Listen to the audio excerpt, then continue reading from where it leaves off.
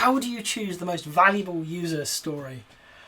Oh, if ever there was an "it depends" question, there we are. And it does depend. Without context, I don't know. Stick it into a random number generator and take whatever it comes out. This is really about understanding value to the product, value to the organisation. What we need to do is help product owners and organisations identify what is valuable to them, and in a way that they can articulate to others. Very often, how do you choose? The honest answer is the product owner goes on gut feel. It may or may not work for you. But it worries me, particularly in the large organisations that I tend to work with that have more of a political flavour about them. How do you defend because I felt like it? It's really hard to defend.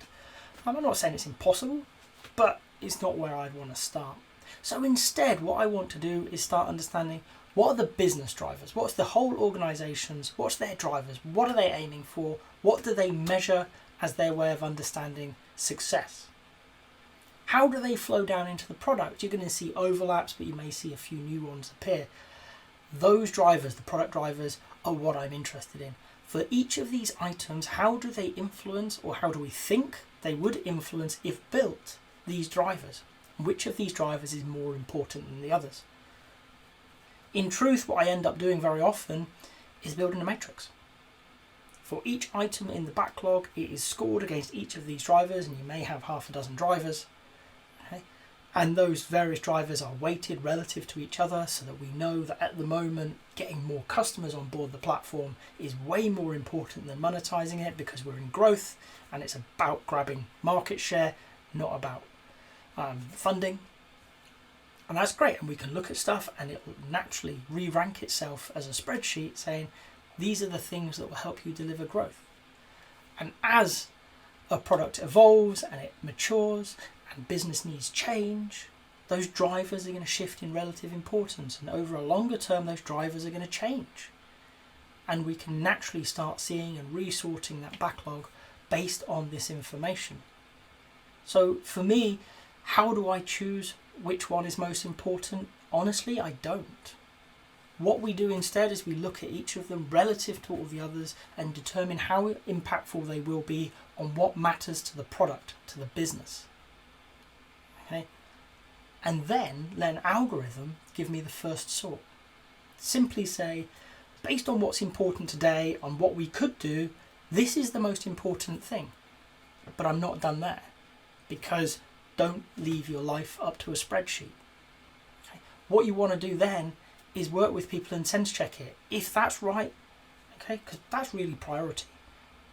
Developers, stakeholders, whoever needs to be involved in the conversation.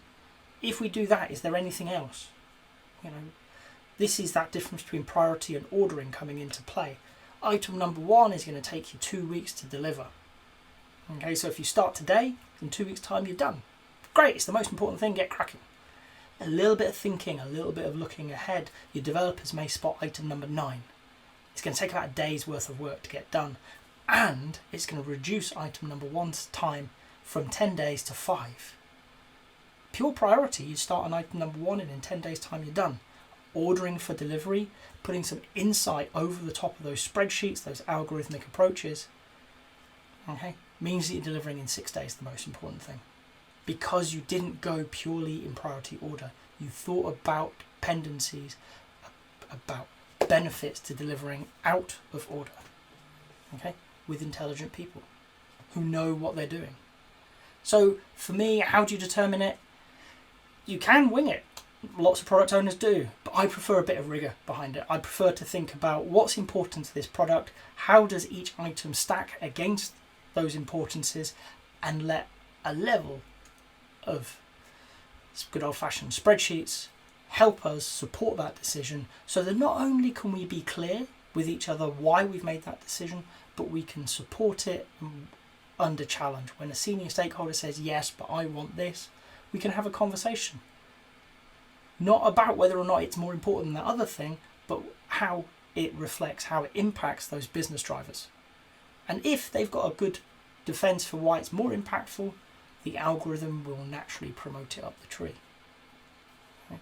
And for me, particularly in large organisations that have these politics and things, it sets the product owner up for a much stronger position to make difficult decisions, to say things that aren't necessarily going to be welcomed by people who are used to getting what they want.